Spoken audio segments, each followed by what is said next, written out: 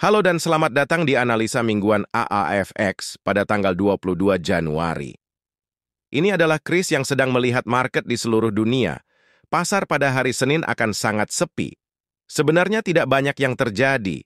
Ada beberapa pengumuman suku bunga utama di Tiongkok. Sebenarnya bukan penggerak pasar. Biasanya, mereka kadang-kadang dapat mengambil sedikit risiko jika Bank Sentral Tiongkok memutuskan untuk sedikit mencairkan market, namun sebenarnya pada saat ini tidak ada yang terlihat terjadi. Jadi Selasa dimulai sangat awal. Jadi hari Senin mungkin sepi. Selasa dimulai sangat awal dengan pernyataan kebijakan moneter Bank of Japan. Bagi orang Jepang ini saatnya untuk diam atau diam. Mereka telah mengatakan selama beberapa waktu bahwa mereka mungkin mencoba untuk menormalisasi suku bunga. Jika mereka tidak melakukan apapun, ini bisa berdampak buruk bagi yen Jepang. Menarik juga karena yen Jepang kembali mengalami aksi jual yang cukup drastis. Jadi saya pikir hari Selasa akan menjadi sangat menarik untuk pasangan mata uang yang berhubungan dengan yen. Kami belum tahu pasti kapan pengumuman ini keluar. Orang Jepang melakukannya kapan saja. Mereka hanya menyebarkannya melalui televisi dan kemudian mengundang semua orang untuk menghadiri konferensi pers. Sungguh luar biasa. Beberapa saat kemudian, kita mendapatkan CPI dari Selandia Baru. Hal ini akan menjadi penggerak dolar Selandia Baru. Selain itu, mungkin tidak terlalu berpengaruh terhadap market. Indeks harga konsumen akan memberi Anda gambaran tentang dampak inflasi. Rabu, hari yang sangat besar. Jadi hari Rabu ada angka PMI di bidang manufaktur dan jasa. Perancis, Jerman, Uni Eropa, Inggris, Amerika Serikat. Semua itu memberi Anda lebih banyak gambaran inflasi. Bagi saya, sebagian besar trader berpikir bahwa inflasi akan mereda. Dan jika itu yang terjadi, maka angka-angka ini akan terhapus. Tampaknya, jika angka inflasi sesuai dengan perkiraan, maka reaksinya mungkin tidak akan banyak. Yang perlu Anda khawatirkan adalah jika suhunya lebih panas dari yang diperkirakan.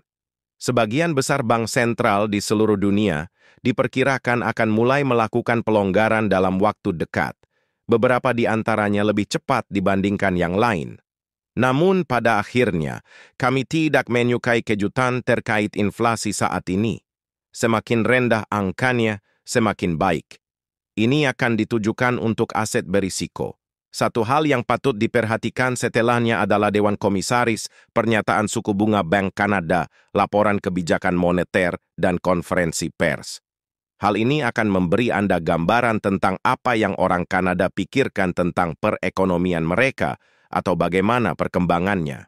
Saat ini, pajak adalah 5%. Diperkirakan akan tetap sama.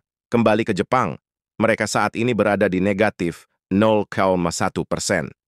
Hal ini menunjukkan betapa besar perbedaan antara kebijakan bank sentral di seluruh dunia. Bahkan jika Kanada memangkas, misalnya 25 basis poin, kita masih membicarakan perbedaan 4,5% antara Kanada dan Jepang. Sebagai contoh saja. Jadi melihat sesi hari Kamis, segalanya menjadi sangat menarik dengan ECB. Saat ini ECB diperkirakan tidak akan berbuat banyak, namun yang akan dilihat masyarakat adalah pernyataannya dan tahukah Anda, apapun yang mereka katakan dalam konferensi pers karena ada berbagai perekonomian di Uni Eropa yang tampaknya melambat. Dan jika itu yang terjadi, masyarakat akan melihat apakah ECB terdengar sedikit lebih dovish atau tidak. Jika hal ini terjadi, hal ini akan berdampak sangat negatif bagi euro. Jika tidak, maka orang-orang akan kembali melakukan shorting terhadap dolar yang merupakan antisipasi saya. Di tengah semua ini, kita melihat PDB maju yang akan membawa dampak buruk dalam segala hal. Penurunan PDB adalah hal yang ingin dilihat sebagian besar trader karena mereka menginginkan uang murah dan gratis yang berasal dari Federal Reserve. Kami juga mendapatkan klaim pengangguran mingguan. Mungkin bukan penggerak besar kecuali meleset sepenuhnya, namun saat ini diperkirakan mencapai 199.000. Sekali lagi saya pikir hal yang paling penting mungkin adalah konferensi pers ECB, kecuali tentu saja mereka mengejutkan dan benar-benar melakukan pemotongan. Dan akhirnya pada hari Jumat, kita mendapatkan indeks harga inti PCE. Ini adalah angka inflasi favorit Federal Reserve. Meski begitu, menurut saya saat ini permainan sudah selesai. Masyarakat memperkirakan The Fed akan melakukan pemotongan dan hal tersebut akan terjadi kecuali jika terjadi perubahan besar-besaran dalam perekonomian. Melihat grafik, Anda dapat melihat bahwa euro memang mengalami penurunan selama seminggu. Namun sekali lagi, saya pikir minggu depan ini akan menjadi minggu yang menarik bagi euro. Kami mungkin akan mendapatkan semacam arahan yang dapat memimpin dalam beberapa minggu ke depan. Namun kita harus menunggu dan melihat. Namun saat ini kita berada di tengah fase konsolidasi antara 1,10 dan 1,7550. Dan saya pikir kita memiliki pasar yang netral. Kemungkinan besar kita akan tetap berada dalam kisaran ini. Namun sekali lagi, jika ECB terkejut, hal ini dapat menggerakkan pasangan mata uang ini. Melihat emas, harga memang jatuh ke level penting $2.000. Ini telah bertahan cukup baik selama seminggu. Kami mulai melihat lebih banyak mentalitas beli saat turun masuk ke pasar. Saya pikir karena hal ini, kita mempunyai situasi di mana emas pada akhirnya akan naik ke atas. Jika dan kapan harga tersebut dapat menghasilkan dukungan FIMB, kita benar-benar dapat melihat peningkatan daya tarik pada saat itu. Emas tentu saja akan sangat dipengaruhi oleh suku bunga, terutama di Amerika. Dan pada titik ini, geopolitik juga harus menjadi perhatian karena situasi di Timur Tengah semakin buruk, bukan membaik. Dan tentu saja kita juga mempunyai banyak masalah buruk lainnya di luar sana. Jadi mungkin ada sedikit perdagangan yang aman, perak sedikit berbeda. Dan Anda mungkin mengira bahwa karena perak juga merupakan logam industri, setidaknya lebih dari emas. Sepertinya kita masih terjebak antara $22 dan $25. Saya kira kita berada dalam kisaran ini hampir sepanjang tahun. Kita semakin dekat ke kisaran terbawah. Dan fakta bahwa emas tampaknya memiliki pembeli, menurut saya perak akan berkinerja cukup baik dalam beberapa minggu ke depan. Apakah saya mengharapkannya untuk melesat ke udara? Tidak, tentu saja tidak. Namun menurut saya Anda mempunyai peluang nyata untuk mencapai stabilitas dan mungkin rally jangka pendek untuk mendapatkan beberapa dolar. Kita bisa mencapai $0.6 dan tidak banyak yang berubah.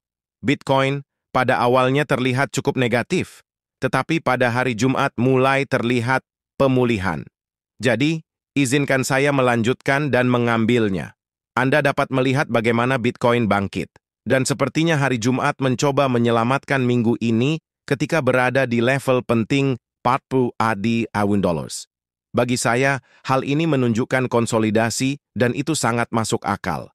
Anda harus memikirkan fakta bahwa ETF Bitcoin telah diumumkan. Faktanya, sebagian besar dari apa yang kami lihat di sini, mulai dari 20,000 hingga 47 TZO atau lebih, didasarkan pada rilis ETF tersebut. Nah, sekarang sudah keluar. Sekarang kita perlu menemukan semacam katalis untuk terus bergerak lebih tinggi. Apapun yang terjadi, menurut saya pelaku pasar harus mengatasi sebagian dari bias yang berlebihan ini. Saya mengantisipasi kita akan terjebak dalam kisaran ini untuk sementara waktu. Candlestick untuk minggu ini benar-benar tidak berubah sama sekali dari apa yang saya lihat. Ethereum. Ethereum berada di sekitar $2,900, memimpinnya dari Bitcoin. Saya pikir $2,000 di bawahnya adalah dasar Anda. Anda tahu, jika kita melakukan rally pada saat ini, saya mungkin tertarik untuk mencoba menaikkannya hingga level $3,000. Sejujurnya, bisa lebih tinggi dari itu, tapi menurut saya itu ekspektasi yang masuk akal. Namun Anda perlu melihat momentumnya. Saya berasumsi bahwa ini juga lebih merupakan pembelian pada jenis pasar saat penurunan. Dan mengapa hal itu tidak terjadi? Selama Bitcoin agak stabil, dan orang-orang percaya bahwa kita dapat melihat ETF Ethereum berikutnya itu pertanda baik. Ada banyak kasus pengadilan di Amerika Serikat saat ini yang mencoba menentukan apakah kripto merupakan suatu jenis keamanan atau tidak, dan sepertinya pengadilan mungkin berpihak pada kripto. Dan ini bukan cerita tentang Ethereum. Fakta bahwa Ethereum adalah hal yang mendukung segalanya. Bisa terlihat bagus dalam jangka panjang. Namun sementara itu, saya memperkirakan akan melihat sedikit volatilitas dan lebih banyak aksi beli saat harga turun. Dolar yen telah menguat. Namun kita akan bertemu dengan Bank of Japan minggu depan, sehingga hal ini dapat menimbulkan banyak keributan. Pada pintinya di Siamas dari Seribamin Swanari, pembelian di market saat turun dengan 145 yen sebagai dukungan besar. Dan kami juga memiliki garis tren naik yang bertahan dengan cukup baik. Anda tahu, 3 minggu terakhir ini cukup kuat. Kami memulai pada 140,8. Kita berada di 148. Sedikit kemunduran mungkin diperlukan untuk benar-benar terus bergerak lebih tinggi. Dari segi nilainya, hari Jumat sepertinya menunjukkan tanda-tanda pelemahan di sini. Jadi menurut saya semuanya saling berkaitan.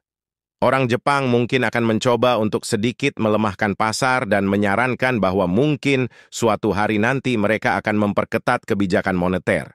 Itu berfungsi sebentar dan kemudian kita membalikkannya. Jadi saya curiga kita mungkin melihat hal seperti itu. Tapi sekali lagi, itu hanya beli saat turun. Dolar Aussie telah jatuh ke dasar kisaran ini untuk menguji 0,95. Itu telah memantul dengan cukup baik. Ketika saya melihat grafik harian, Anda dapat melihat kami sedang membangun semacam upaya untuk rally. Jika kita bisa melampaui EMA 200 hari ini, maka menurut saya 0,67 adalah target yang sangat masuk akal.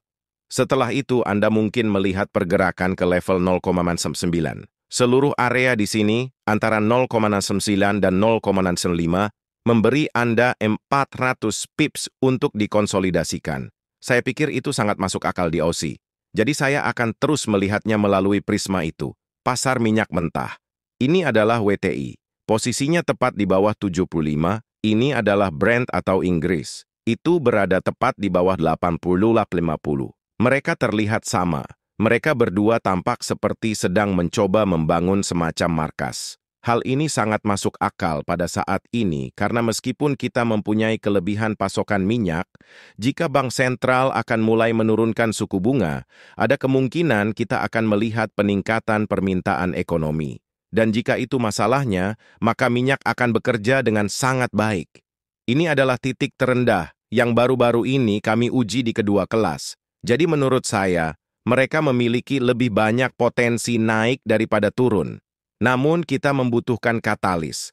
Katalis tersebut bisa berupa pengumuman pemangkasan suku bunga. Bisa jadi itu adalah pengumuman pengisian ulang SPR di Amerika Serikat, yang sebenarnya sudah dilakukan secara diam-diam selama 5 minggu terakhir. Hal ini mungkin juga ada hubungannya dengan serangan di Laut Merah. Kami hanya tidak tahu, namun disinilah Anda berharap melihat pasar meningkat.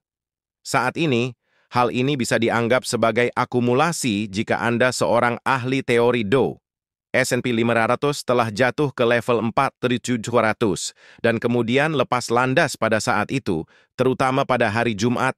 Ketika saya melihat grafik harian, Anda dapat melihat pada hari Jumat, kami telah menembus resistensi itu. Jadi menurut saya ini adalah buy on the dip. Sama sekali tidak ada minat untuk menjual pasar ini. Dan Anda dapat mengatakan hal yang sama untuk semua indeks AS. Ini semua tentang uang murah yang datang dari The Fed. Dolar AS telah menguji 135 dan melepaskan kenaikan tersebut terhadap dolar Kanada karena kita berada di sekitar EMA 50 minggu. Saya pikir pada dasarnya itulah yang saya sebut sebagai nilai wajar. Dan satu-satunya alasan saya menyebutnya nilai wajar adalah karena rasanya berada tepat di tengah kisaran ini. Jadi itu masuk akal. Jika kita menembus bagian atas kandil ini, kita harus menuju ke 139.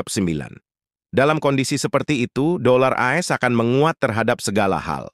Jadi, Anda tahu perhatikan euro, pound, semua mata uang lainnya. Ironisnya, dolar Swiss terlihat sangat bullish. Dan saya tidak mengetahui hal ini, namun saya telah menyebutkan hal ini 1 atau 2 minggu yang lalu, tentang betapa cepat atau lambat Swiss National Bank akan kehilangan selera humornya. Mereka mempunyai kebiasaan melakukan intervensi di pasar dan kemudian membicarakannya nanti. Mungkin itu terjadi. Aku tidak tahu. Namun level 0,87 adalah area penting pada grafik jangka panjang. Perlu dicatat bahwa kami berhenti di situ. Jadi carilah tanda-tanda kelelahan. DAX di Jerman telah merosot di bawah 16.500. Ini adalah area yang saya pikir bisa menjadi dukungan. Hal ini telah bertahan sejauh ini. Saya menyukai ide membeli DAX. Ada yang berasumsi bahwa hal ini akan mengikuti petunjuk dari Wall Street. Jadi ketika Jerman kembali bergabung pada hari Senin, kita mungkin akan melihat beberapa perilaku bullish. Hal ini terutama berlaku jika ECB terdengar sedikit dovish di akhir minggu ini pada hari Kamis. Saya yakin. Jadi di sini, di FTSE 102, Anda dapat melihat bahwa kami telah melakukan breakout yang cukup signifikan selama seminggu ini. Kami akan menemukan support di dekat 72,30. Ini hanyalah pasar yang sangat netral. Anda melihat grafik harian. Anda dapat melihat kami mencoba melakukan rally pada hari Jumat. Mungkin harus melayang sedikit lebih rendah. Kita harus menunggu dan melihat. Dow Jones 30 telah lepas landas selama seminggu ini. Telah mencapai titik tertinggi baru. Saya pikir kemungkinan besar kita akan melakukan pembelian pada saat pasar sedang turun. Saya sudah mengatakan itu sepanjang minggu. Grafik mingguannya tidak terlihat berbeda. Pound Inggris jatuh lalu berbalik. Sepertinya kita hanya bertahan di sekitar level 1,2 untuk mencari momentum. Saya tidak tahu apa yang menyebabkannya naik lebih tinggi, namun jika kita dapat menyingkirkan bagian atas kandil di sini di 120.32, maka hal itu akan membuka kemungkinan ke 1,250. Breakdown di bawah, harga terendah beberapa minggu terakhir di sekitar 1,26 akan membuka harga 1,25. Nikkei 225 sedang naik daun dan akan menutup minggu ini pada titik tertingginya lagi. Itu pertanda yang sangat bagus. Anda tidak ingin mengejarnya. Ini adalah pasar di mana Anda perlu membeli kemundurannya. Dengan Bank of Japan yang akan merilis laporannya pada Selasa pagi, kita bisa mendapatkan sedikit aksi jual pada hari Senin, karena orang-orang mencoba menyesuaikan posisi mereka untuk menghindari bahaya. Nasdaq yang langsung mengudara. Seharusnya tidak menjadi kejutan besar. Hanya ada 7 saham yang menggerakkan Nasdaq lagi, selama yang biasanya mencurigai Tesla, Nvidia, Microsoft, Apple. Selama mereka baik-baik saja, indeks akan naik lebih tinggi karena kira-kira 40% dari indeks. Pound Inggris, franc Swiss, sangat mirip dengan grafik dolar AS. Dolar AS, grafik franc Swiss. Kami sampai pada titik di mana ini mungkin merupakan pembelian potensial. Kita harus melihat bagaimana kinerja pound terhadap dolar.